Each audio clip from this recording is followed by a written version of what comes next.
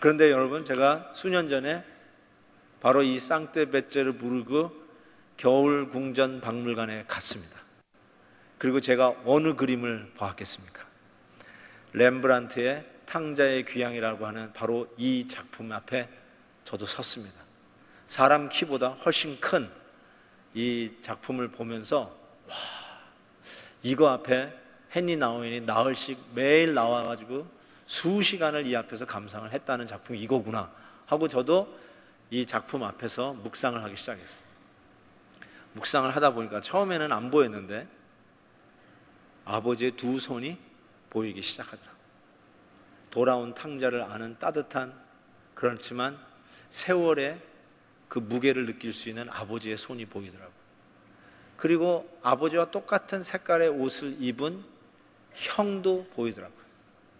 못마땅해하고 저것이 왜 와가지고 하는, 영접하지 못하는 형의 그 얼굴도 보이더라고요. 그리고 그 탕자가 노예로 살다가 돌아왔다고 하는 한 모습처럼 참 고생 지지리도 했구나 하는 그 발도 눈에 들어오더라고요. 근데 한 가지 정말로 내 마음에 와닿았던 거는 아버지의 얼굴이었어요. 탕자가 돌아왔을 때 웃고 행복해하고 잔치를 베풀었던 그 아버지의 모습을 상상한 것 치고는 너무나도 힘들어 보이는 아버지의 얼굴이었어요. 아버지의 얼굴에 왜 저럴까 이렇게 보는데, 탕자를 기다리며 눈물로 지새웠던, 눈물에 찌든 짓눌린 그 아버지의 눈을 보니까 눈물이 울컥 나왔습니다. 그리고 나서 다시 전체 그림을 봤어요. 그랬더니 다시 보여요. 그림이 좀 이해가 되기 시작해요. 제가 아직도 지금 해석하고 있는 부분은 저 조명이 비춰지지 않은 뒤에 숨어져 있는 두 사람을 아직 해석해내지 못했어요. 저 두 사람은 누구일까? 어머니일까? 아니면 바리새인일까? 생각 중에 있습니다. 여러분, 제가 왜 이 그림 얘기를 시작하냐면, 계시록은 그림책이에요. 요한 사도가 이 계시록을 받아 쓴 게 아니에요. 요한계시록은 사도 요한이 환상, 계시를 보고 적은 거예요. 환상, 그림을 보고 적은 거예요. 그래서 제가 계시록을 이해하시기 위해서는 그림을 그리면서 그리라고 했는데, 그 말에 순종한 사람이 몇 명이나 되는지 모르겠어요. 2부 예배 때 손 들어보니까 딱 두 사람이 손 드는데 한번 보겠습니다. 정말로 요한계시를 읽으면서 그림을 그려보신 분 있으시면 한번 손을 들어 표해 주시기 바랍니다. 한 사람도 없구만. 여러분, 무슨 순종을 하겠다는 거예요? 예? 여러분, 왜 그림을 안 그리시는 줄 아세요?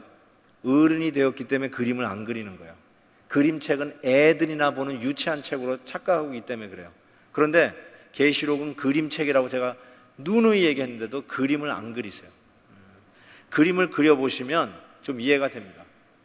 여러분, 지지난주에 6장에서 지구의 네 모퉁이에서 말들이 뛰어나옵니다. 흰말이 뛰어나옵니다. 전쟁을 상징하죠. 또 한 구퉁이에서 붉은 말이 튀어나옵니다. 핍박을 상징합니다. 또 한 구퉁이에서 검은 말이 뛰어나옵니다. 기근을 상징합니다. 또 한 구퉁이에서 청황색 말이 뛰어나옵니다. 뭐죠? 사망을 상징합니다.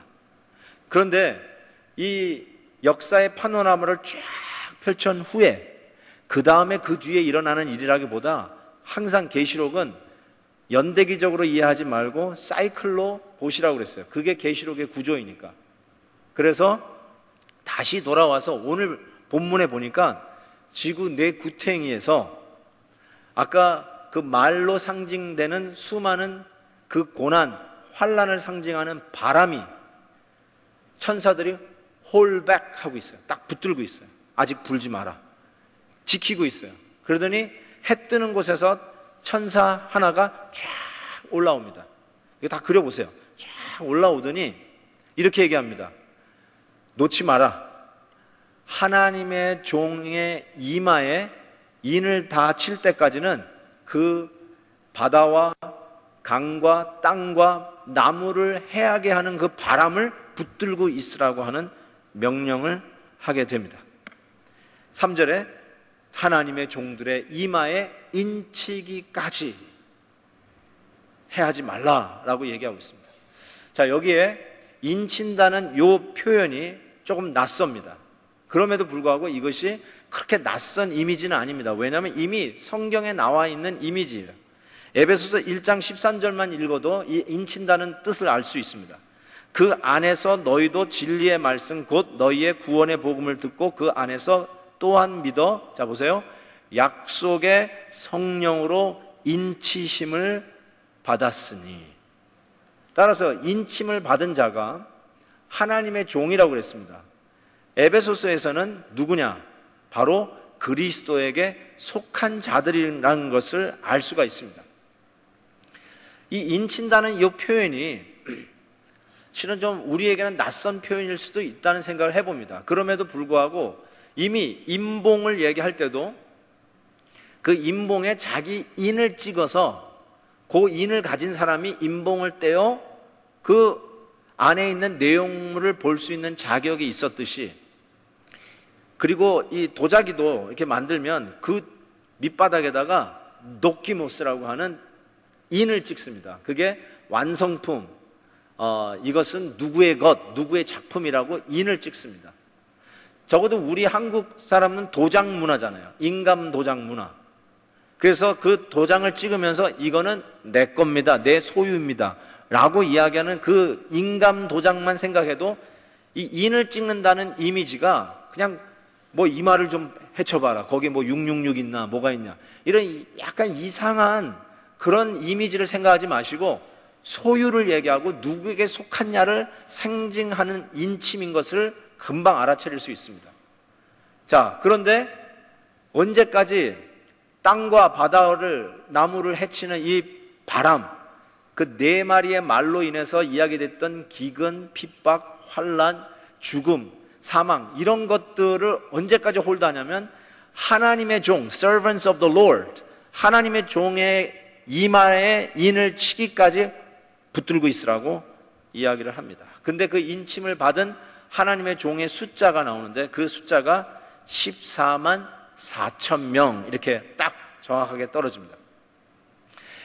이것을 문자적으로 해석하는 이단도 있어요. 예를 들면 여호와의 증인들. 그래서 여호와의 증인 수가 14만 4천 명 하자고 하면서 막 전도를 했는데 이미 여호와의 증인도 14만 4천 명이 넘었다고 얘기를 들었습니다. 이거는 문자적인 의미가 아니라 여기서 나와 있던 것처럼 12지파, 각 지파마다 12,000명씩 곱하기 12를 하니까 14만 4천 명이에요. 이 12지파가 의미하는 것은 완전수를 얘기해요. 완전 사이클을 얘기해요. 12지파.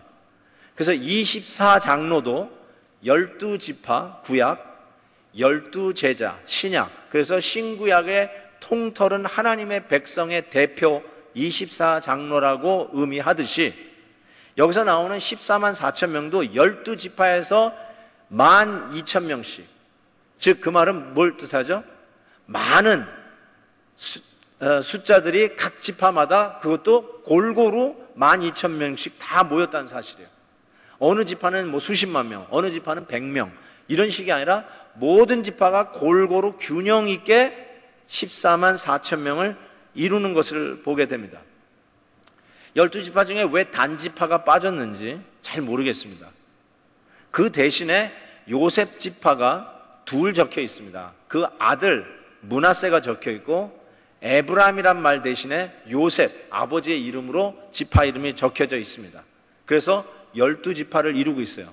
아마 단지파는 우상 숭배로 이미 일찍부터 사라진 지파였습니다. 그래서 아마 이 계시록에서는 단지파가 보이지 않았을 거라고 생각하는데 정확하게 이유는 모르지만 그래도 이해하는데 전혀 손색이 없는 것은 14만 4천 명이 누구냐? 12지파 총수를 의미한다는 데는 손색이 없습니다.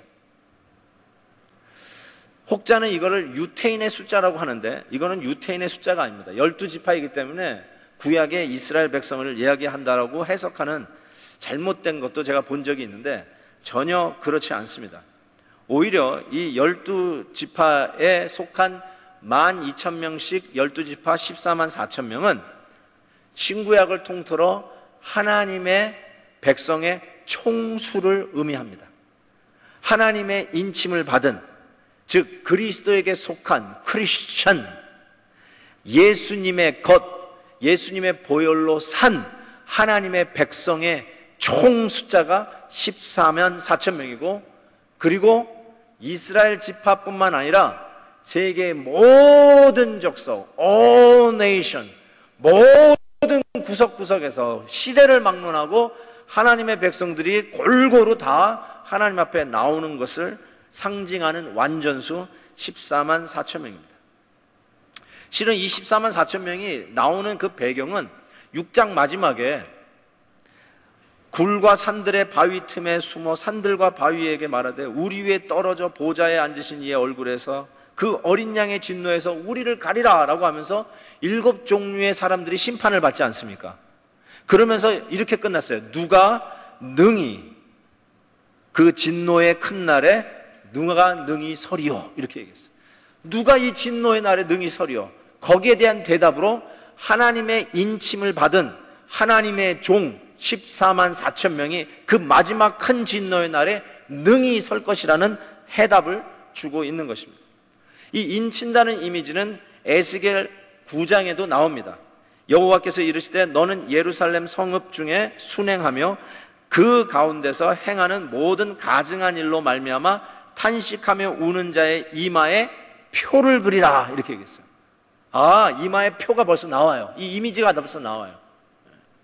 이 컨텍스트가 뭐냐면 아무리 어렵고 힘들어도 하나님의 인침을 받은 이마에 표가 있는 자는 내가 반드시 지키리라.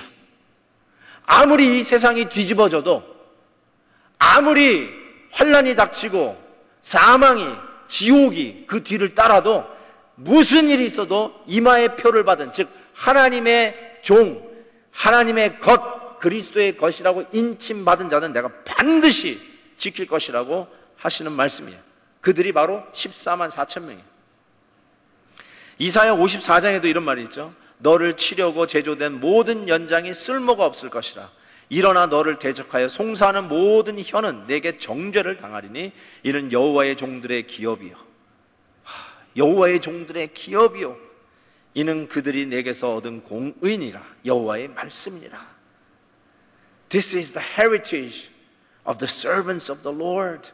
하나님께서 이걸 반드시 지키겠다고 하시는 말씀이에요. 절대 주권을 얘기해요. 지는 것 같고 패배하는 것 같고 넘어진 것 같고 뒤처진 것 같은데 절대로 그렇지 않다는 거예요. 하나님의 주권이 아니면 그 바람도 못 불어요. 하나님이 허락하시니까 드디어 바람이 부는 거예요. 도장 찍힌 인침을 받은 하나님의 백성에게 바람이 온다. 하나님께서 반드시 그 인친자, 이마에 표가 있는 자는 지키겠다고 약속하셨습니다.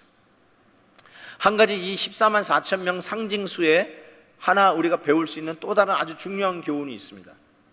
14만 4천 명 숫자로 하나님의 백성 총수, 그리스도에 속한 총수가 나타났다는 사실이에요. 이 숫자가 주는 의미예요.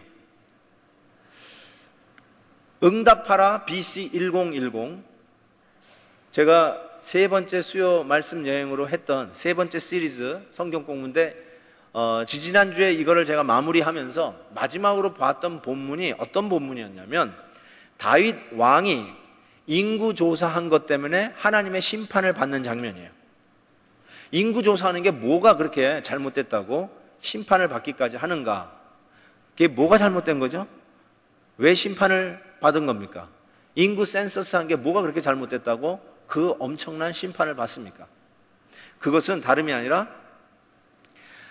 하나님을 의지하지 아니하고 사람의 병력의 수를 의지했다라고 하는 불신앙의 발로였기 때문에 하나님 앞에 심판을 당합니다.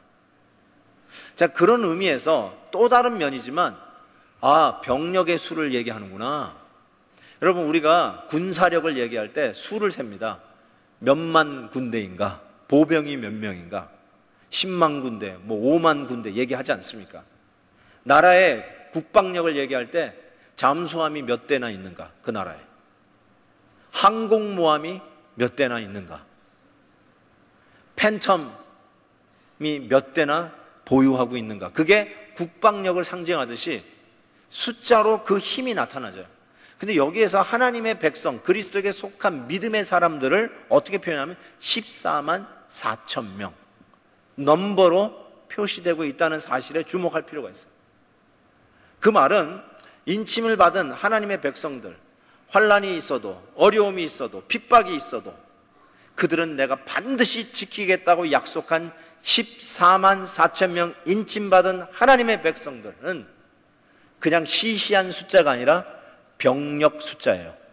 그리스도의 군사된 자들이에요. 시시한 사람들이 아니에요. 밥 먹고 쓰레기를 그냥 방에 놔두고 가는 그런 시시한 사람들이 아니에요. 부엌 쓰고 안 치우고 가는 그런 이상한 종류의 인간들이 아니에요. 어떤 사람인가? Fighting soldier of Jesus Christ. 예수 그리스도의 병력들이에요. 그리스도의 군사된 자들이에요. 여러분 이 노래 아세요? Oh, when the saints go marching in, when the saints go marching in. 그 다음에 Oh Lord, I want to be in that number. What kind of number is that? Oh, when the saints go marching in. 여러분, 넘버 14만 4천 명이라는 거예요. 예수 그리스도에 속한 자는 지나가는 사람이 한 번 뱉은 말에 시험 들어가지고 나자빠지고, 자기가 받을 대접을 못 받았다고 시험 들어가지고 교회도 안 나오고 지멋대로 노는 사람들이 아니라 Fighting soldier of Jesus Christ. Lord, I want to be in that number. 14만 4천 명에 들어있는 예수에 속한 자는 믿음을 지키고 믿음으로 싸우는 이 시대의 군사된 자들이라는 뜻이에요. 아멘입니까? 시시하게 신앙생활하는 자들이 아니에요. 나이롱 신자를 생각하는 게 아니에요. 14만 4천 명은 믿음의 군사예요. 그래서 아무리 어려워도 믿음을 지키고 믿음으로 살아가는 자, 그게 바로 인침받은 14만 4천 명 예수 그리스도에 속한 믿음의 군사들임을 믿습니다. 이 14만 4천 명이 9절에 보면 이렇게 표현되어 있어요. 2일 후에 보니 각 나라와 족속과 백성과 방언에서 아무도 능히 셀 수 없는 큰 무리가 나왔다, 이렇게 얘기했어요. 14만 4천 명이 유대인을 이야기하는 것이 아님을 그대로 또 여기서 여실히 얘기해요. 이 14만 4천 명은 각 나라, 족속, 백성, 방언, 모든 총 나라를 이야기하는 것이 바로 따라 나오고, 그 다음에 14만 4천 명이 문자적인 14만 4천 명이 아니라 신구약의 총터는 모든 하나님의 교회를 의미하는 것임을 바로 나와서 능히 셀 수 없는 큰 무리로 이미지가 바뀌어요.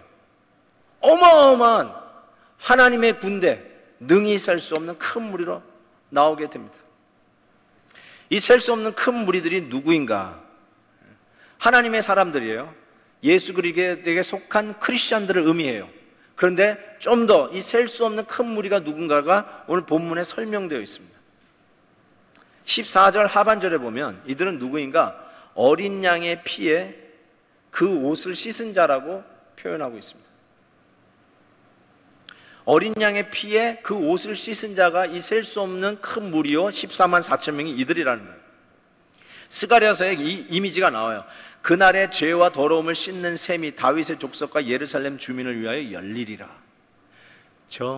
정결하게 하는 셈이 나의 앞에 있도다. 바로 그 정결하게 하는 셈, 우리가 그 셈에서 죄를 씻고 흰 옷을 입은 우리들이 누구냐? 어린 양의 피로 씻음 받은, 구속받은, 나의 죄가 십자가에서 온전히 갚아진 것을 믿고 나아가는 성도들, 그들이 바로 14만 4천 명이요 여기에 나오는 셀 수 없는 큰 무리임을 가르쳐 줍니다. 두 번째로 셀 수 없는 이 큰 무리는 16절에 이렇게 얘기해요. 다시 줄이지도 목마르지도 아니하고 상치지 않는 보호를 받는 자라고 이야기합니다. 이미 말씀드렸죠. 어떤 일이 있어도 하나님께서 그들은 지키시겠다고, 어떤 영적인 해가 없도록 그들을 보호하시겠다는 약속의 말씀을 해주셨어요. 그게 바로 셀 수 없는 큰 무리 14만 4천 명이에요. 세 번째로는 17절에 하나님께서 그 눈에서 생명샘매로 그 눈물을 씻어주시는 자, 씻음을 당할 자, 그게 바로 이 셀 수 없는 큰 물이 예수에게 속한 자들이에요. 여러분, 자녀들의 눈물을 닦아준 부모님들 계시죠? 애들이 막 울어요. 그러면 엄마 아빠들이 그 눈물을 닦아줘요. 저는 우리 막내딸, 눈에 넣어도 아프지 않은 우리 막내딸, 닭똥 같은 눈물을 뚝뚝 떨리면서 나에게 달려올 때마다 그 눈물을 닦아주었던 기억이 있습니다.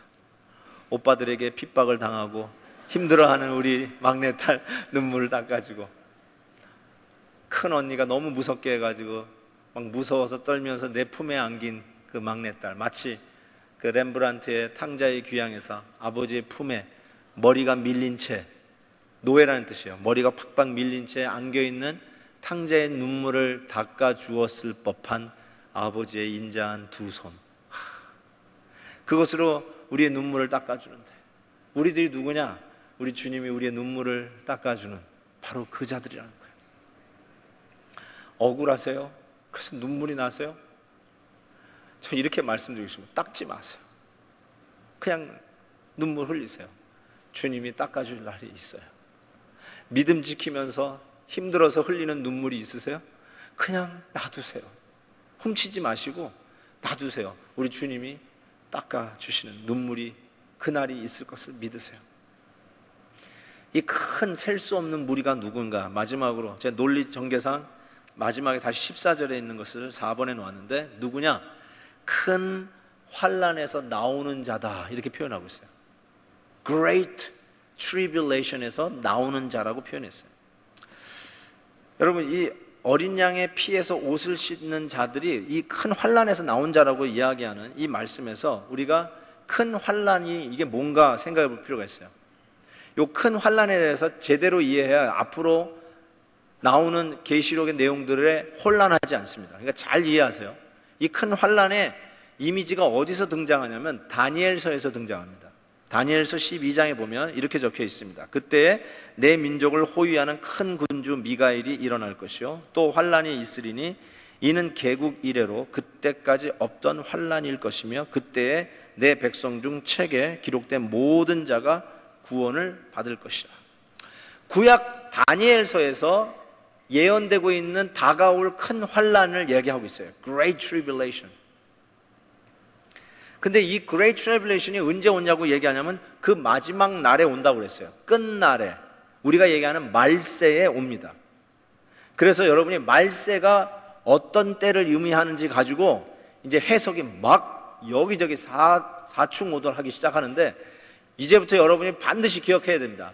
성경에서 말세, 마지막 때를 이야기할 때는 언제부터 얘기하는 거냐면 예수님이 마지막 십자가를 지시고 그리고 오순절 성령 강림 사건 이후부터가 마지막 때요, 끝날이요, 말세라고 얘기합니다.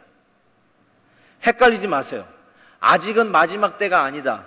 다가오는 큰 환난이 있고 지금까지는 환난이 없었다. 이렇게 해석을 하기 시작하면 이제 계시록이 이해가 되질 않아요. 아니면 100년 전에 큰 환난이 이미 왔다, 이렇게 해석해도 오늘 계시록은 오늘 우리에게 적용되는 메시지가 아니에요.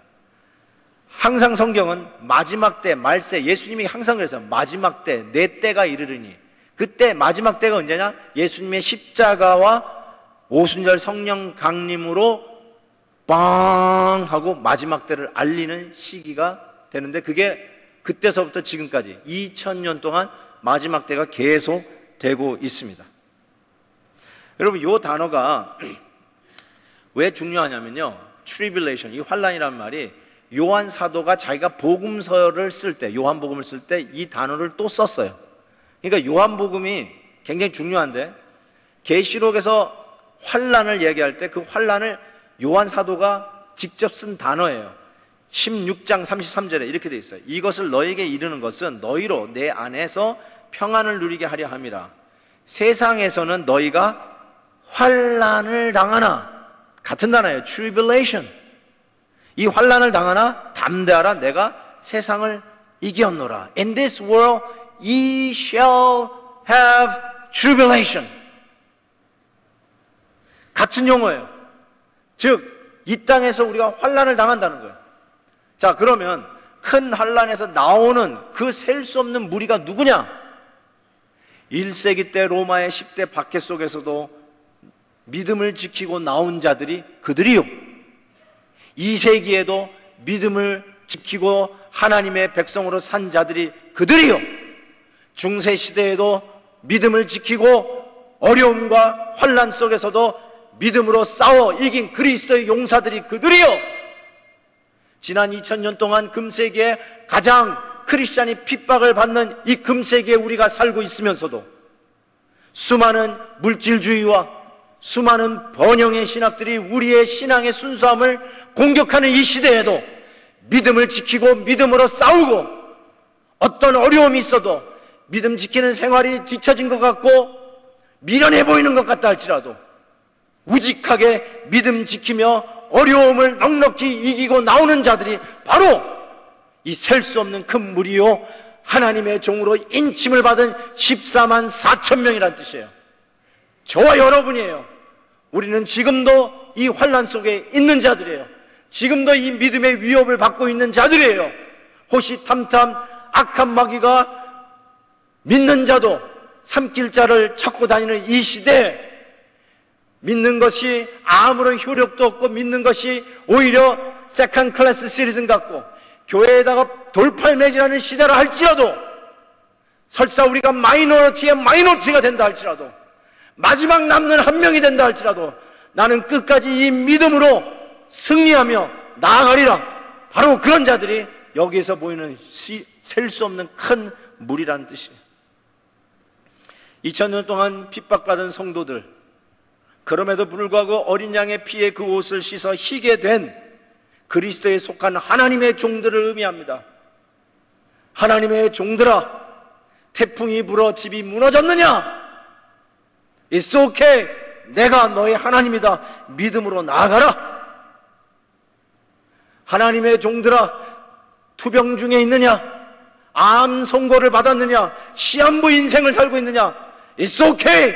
내가 내 생명의 주인이라. 비즈니스가 힘들어서 닫느냐 마느냐, 뱅크럽 하느냐 마느냐 가지고 고민하고 있느냐? It's okay. 내가 너를 붙들리라.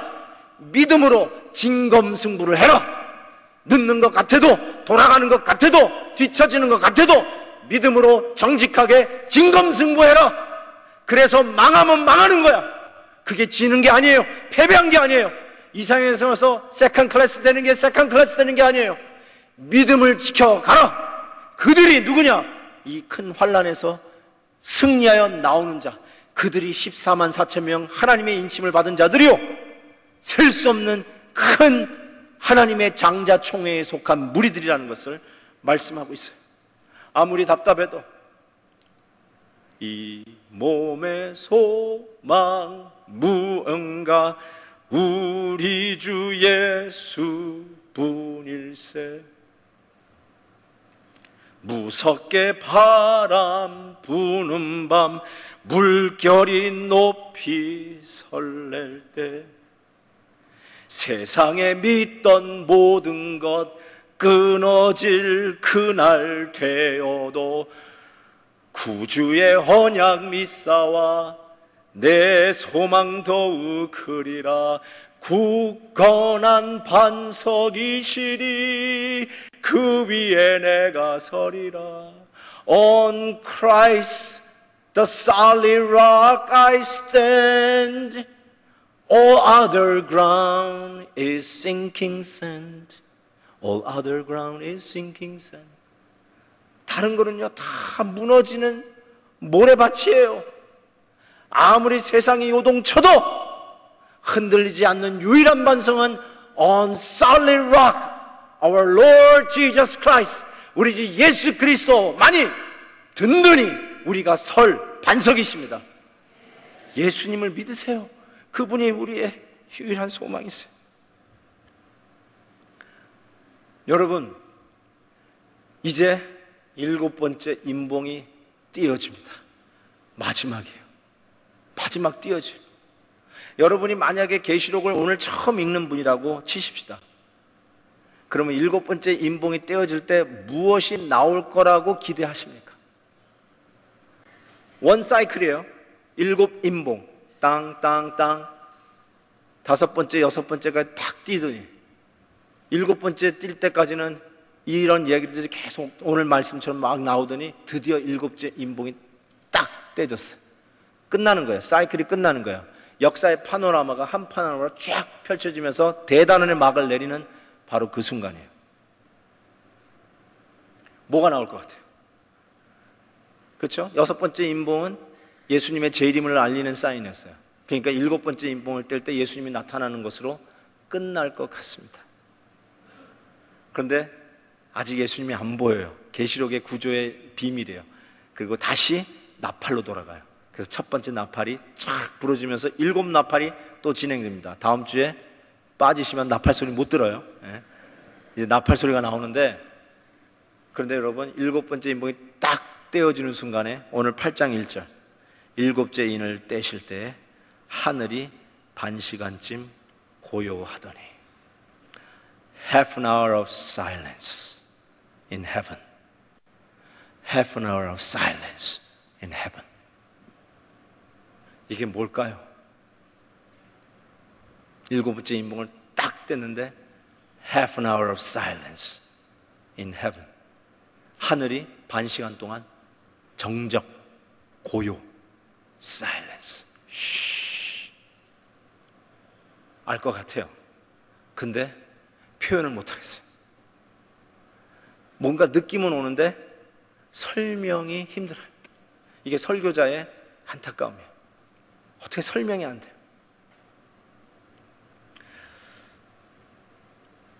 탕자의 귀향이라고 하는 그 렘브란트의 작품을 보면요, 제가 경험한 거예요. 그 앞에서 이렇게 쭉 보고 있는데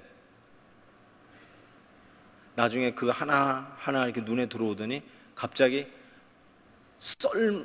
밀물이 막 밀려오는 것 같이 가슴을 퍽 치면서 헉이 나와요. 헉 하고 호흡이 안 돼요. 호흡이 안 돼. 감동 먹었어요. Silence. Masterpiece 앞에서 Silence.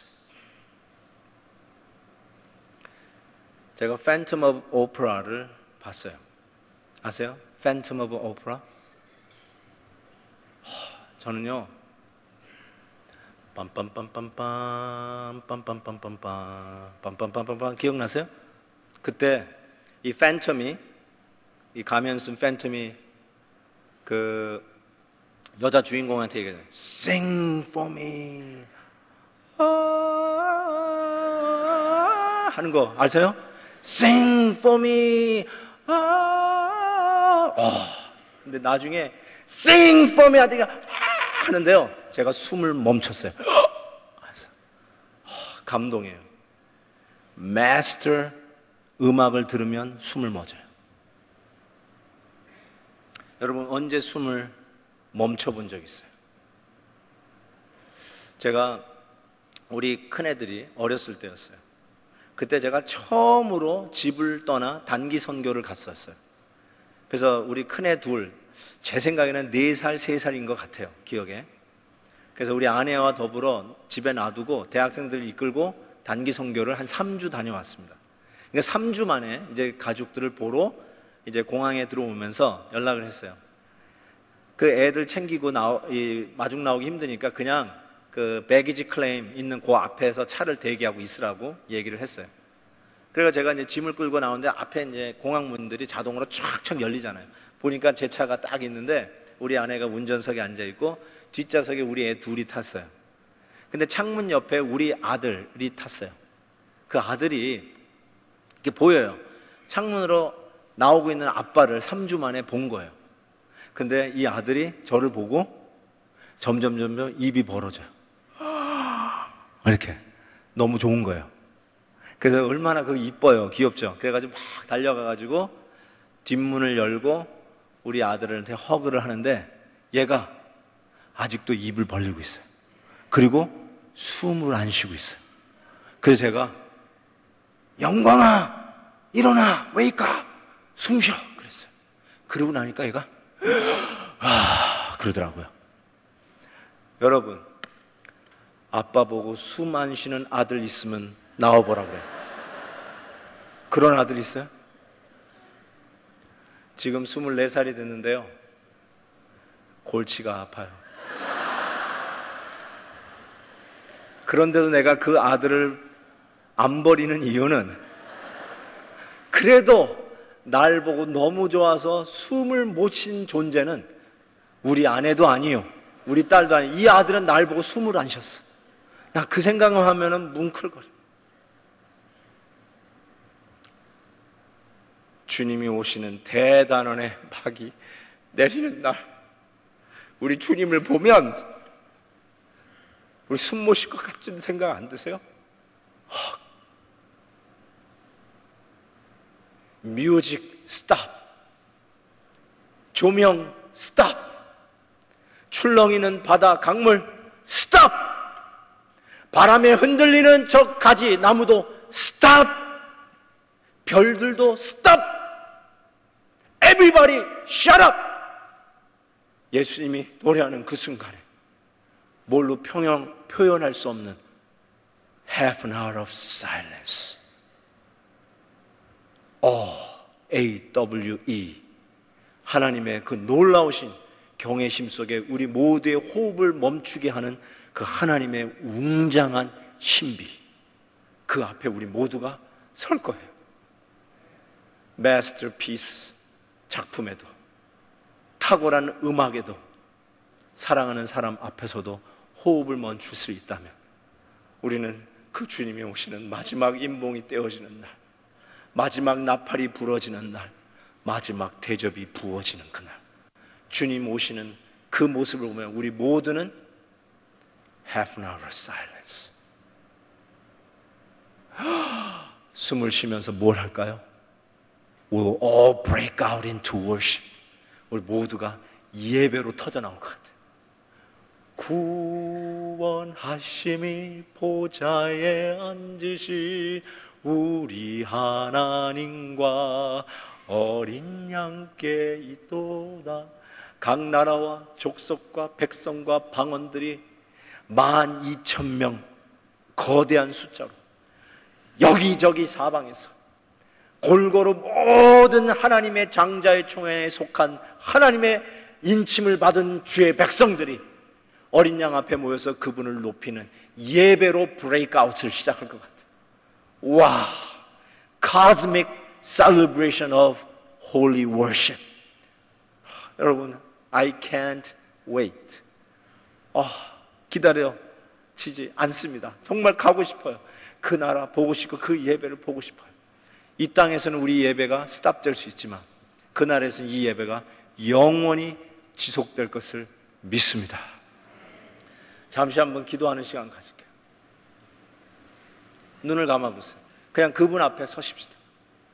그분 앞에 서세요. 마지막 인봉이 떨어지는 순간에 하늘도 고요하고 바다, 바람, 나무, 사람의 소리도 전부 다 be quiet.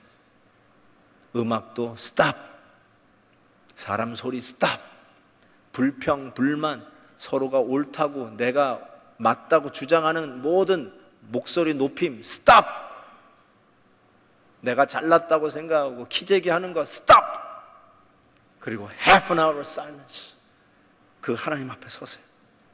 그 안에 이 세상의 환난과 어려움과 요동침을 이길 수 있는 힘이 거기에 있어요.